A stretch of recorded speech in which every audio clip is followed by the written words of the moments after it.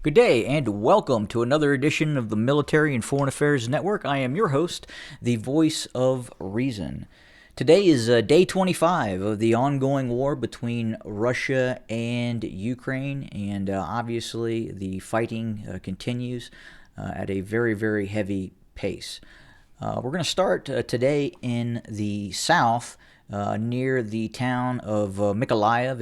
It would appear that the Ukrainian armed forces were able to make a limited counter offensive within the vicinity to the northwest of Mykolaiv, and thus causing the withdrawal of Russian forces back to the east of Mykolaiv. Now, with that being said, we are starting to see an apparent I won't define it as a breakthrough by the Russians, but we are starting to see that the Ukrainian military, at least in the east, in the sector running from Kharkiv down in the environments around Donetsk, it would appear that we're starting to see a withdrawal and advance of Russian forces operating in this area. We have seen fairly large amounts of equipment being captured by both Russian forces and Russian proxy forces, meaning forces of the Novorossiya militia groups that operate in conjunction with the Russian army. And I got to tell you, a lot of times it can be very difficult to even distinguish at times between regular Russian army units and some of these units of the Novorossiya or the Donetsk People's Republic or the Luhansk Independent Republic as well. But again, it would appear that we've seen multiple javelins that have been captured by the Eastern separatists. In fact, we're starting to now see the Eastern separatists starting to employ those captured javelins against Ukrainian forces, and I think that's significant. And another very, very important element of this is I would assume that in all probability these javelins, or at least one of these javelins, have probably already made its way to the People's Republic of China for possible reverse engineering. But again, it would appear that, at least from what we're seeing on the ground, the Russians, the Eastern separatists, are starting to make advances in the south. Now, with that being said, it does appear that they are behind schedule in terms of how quickly they thought that they were going to advance. But again, the Ukrainians had continued to create very stabilized lines facing the Eastern separatists, even obviously before the conflict started. So this area here, where my cursor is circling, especially in the areas near Luhansk and Donetsk, those were the most fortified areas of the by the Ukrainian armed forces. And obviously Mariupol itself had become a fortress city, obviously very, very close to the front lines of the Eastern separatists, and that is one of the reasons why we're seeing such a persistent fight continuing to be put up by the Ukrainian military in Mariupol, as it was a frontline fortified city at the start of the conflict. Some of these other cities, obviously, are just very, very large cities that can be fortified very, very quickly. And again, just the inherent nature of these cities and the way they are built, especially some of the old Soviet architecture that has been used in the building of many of these buildings and shelters and bomb shelters and subway tunnels, have resulted in a fairly cityscape that is relatively easy to defend, and it takes a lot of artillery to, in some cases, to reduce some of these buildings that the Russians are firing at. But heavy fighting continues in Mariupol. It would appear that, again, we're kind of looking at the last bastion of some of these Azov battalions that are operating in Mariupol, some other elements, naval infantry elements, obviously with the Ukrainian naval infantry Marines that are operating in Mariupol, territorial defense units of the Ukrainian forces operating in Mariupol. But right now, it really appears that they are completely cut off. They don't have access to any supplies other than what they would have stored in the vicinity of the city. Now, with that being said, given that it was a frontline city, very, very possible they have maintained sufficient stocks of ammunition, especially in terms of small arms, RPGs, what have you. But again, eventually that's going to run out. And given the way that the Russians are bombarding Mariupol and targeting Mariupol, I don't foresee that the Ukrainians defending that city can hold out much longer. I would give it probably a few more days, maybe 2 weeks tops. Could be wrong on this, but again, that's kind of what we're looking at right now within the Mariupol area of operations, and that that continued siege. We do know that we're seeing a lot of Russian National Guard units, especially some of those Chechen units that have volunteered to fight for the Russians, and then obviously a lot of Russian frontline units, such as elements of the VDV, the 150th Mechanized Division. Those units, those Russian units, are now able to push on to other objectives elsewhere in the country.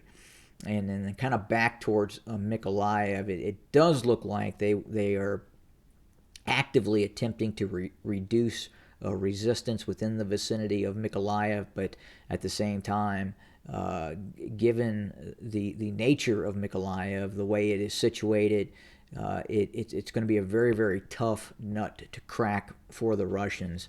And I would think that at some point they're going to have to find a way to cross some of these major terrain features such as rivers and eventually circumvent and envelop Mykolaiv. Now, I think we're a bit off from that actually happening. And then obviously eventually the Russians are looking at Odessa. But I think Odessa right now for the Russians is quite a bit off in terms of a timetable of when we could possibly see an actual Russian move on Odessa. Right now, I would say Mykolaiv first, after Mykolaiv, then possibly Odessa, but nothing. It would be very, very difficult for the Russians to continue on to Odessa without reducing Mykolaiv, securing a lot of the terrain around and near Odessa before the Russians could make an actual advance on Odessa. In the north, around Kharkiv, Sumy, and then obviously Chernihiv and Kiev, we continue to see the Russians actively using heavy artillery, multiple launch rocket systems to reduce the Ukrainian military in a lot of these cities and volunteer fighters, territorial defense militia units that are really becoming a large component of the Ukrainian armed forces. With that being said, we continue to see significant strikes by the Russian military in terms of using cruise missiles, Caliber cruise missiles launched from surface vessels and submarines. We continue to see the KH-101 being fired from Russian strategic bombers, and we also continue to see ground-launched cruise missiles being fired from Iskanders and other assets that the Russians are firing those cruise missiles. And again, we've seen time and time again now that some of these bases that are being used by the Ukrainian military to train and mobilize forces are now being attacked and hit by these Russian precision cruise missile attacks. And even in some cases, they're high velocity, high sonic Dagger air launch ballistic missiles as well, and we've seen them come into play as well. But again, we've kind of seen this drive in the West that has instigated kind of this fervor for Western fighting age males to be it from the United States, the United Kingdom, or other nation states, to kind of heed this call by Ukraine and come and fight for the Ukrainian military. Now, please understand that is very, very dangerous. This is not like going to Kurdistan and fighting against ISIS. From the time that you set foot in Ukraine as a foreign fighter, wherever your training base could possibly be, you could be attacked. And again, I think that some of these young men have it in their minds that they're going to go over to Ukraine, they're going to be supplied, and then obviously make their way to the front lines. And I think too many individuals have been watching what has happened in past conflicts, such as obviously some of the volunteers that went to Kurdistan and some other battles and wars that are taking place across the globe. This is not like that. Again, you are facing a enemy, and what I mean by an enemy, an opposing force, the Russians, that have the ability to hit you in your barracks hundreds of miles away from the front line. And the Russians are actively doing that. We have seen multiple strikes now where hundreds of casualties have been sustained by the Ukrainian military, and quite possibly dozens and dozens and dozens, if not hundreds, of foreign fighters have been killed in action in their garrison bases by these Russian cruise missiles. And unfortunately, the Western media is not talking about this. They're not discussing the amount of foreign casualties that have taken place in a lot of these towns and cities in the western part of Ukraine that have been hit by these Russian cruise missile attacks.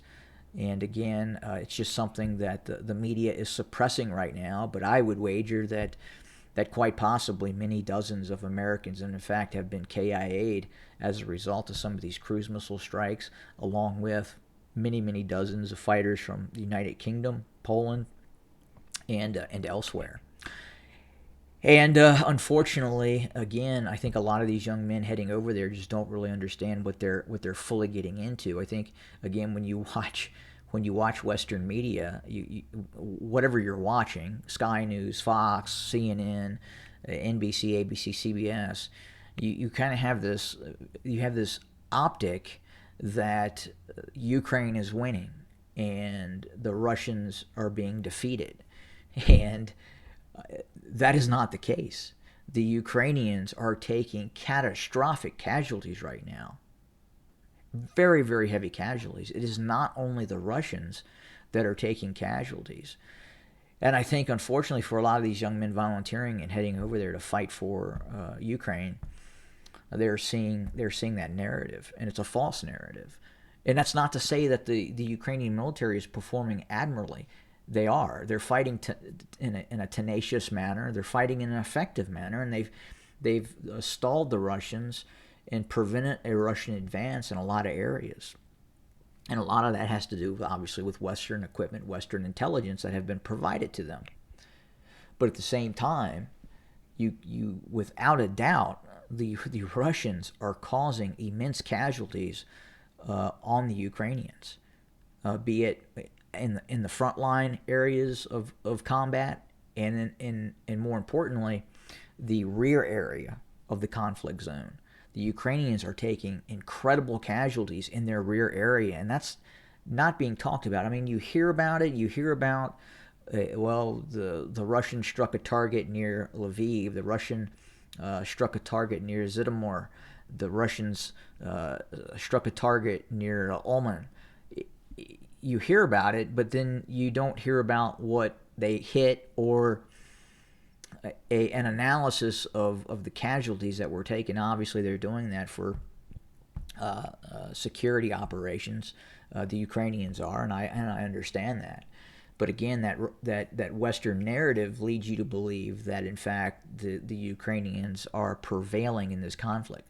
I would say that they're prevailing in the sense that they are stalling the Russians, and the Russians are not making as much of an advance as people, the uneducated, low information observer in this conflict, believed how quickly the Russians would advance. But at the same time, I don't believe that a real clear picture is being told in terms of just how effective the Russian rear area attack, the deep battle attack that is happening, is being messaged and told. And it is. And the Russians are being very, very effective in their use of those cruise missiles and those strikes, especially in the Ukrainian rear area.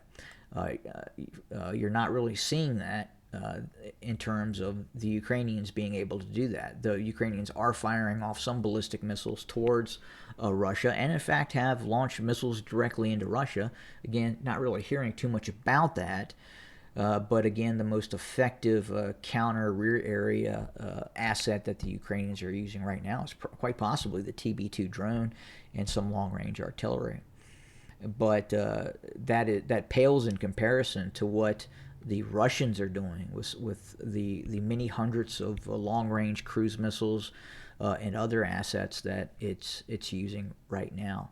Another area that I believe that we may not be talking about or looking at is the experience that the Russians are gaining from this conflict. The Russians are obtaining critical skill sets right now in terms of their experience in dealing with the Ukrainian and the Western-backed Ukrainian military. So once this conflict resolves itself, the Russians are going to walk away with this with a tremendous amount of educational experience in the art of war in terms of fighting a Western-backed nation state, and we could possibly see that in other conflicts that could start up in such as areas such as the Baltics. And again, I wouldn't also discount the possibility that this conflict could spread at some point. Again, it would appear right now the Russians could be pressing Belarus and preparing to eventually conduct an operation along the Polish border. At some point, as this war progresses, the Russians are going to have to make an attempt to shut down the supply lines into Ukraine via Poland. It's just something they're going to have to do, and that is going to take a direct ground operation by the Russians near the Polish border at some point. Now, I think we're still a bit off from that happening, but again, if we're looking at the total capitulation of Ukraine, the total seizure of Ukraine by the Russian military, at some point they're going to have to move in a manner that takes them to cut off those border areas and prevents the inflow of a lot of these advanced systems such as the Javelin, the NLAW, Stinger, what have you. And we're not seeing that quite as yet, other than the use of cruise missile strikes and some tactical aircraft firing standoff munitions. But that's where we're sitting at right now. It does appear that the Russians are just content to right now just to slug it out and continue to pound the Ukrainians into submission, and that's what they're doing. More to come later. Have a good day.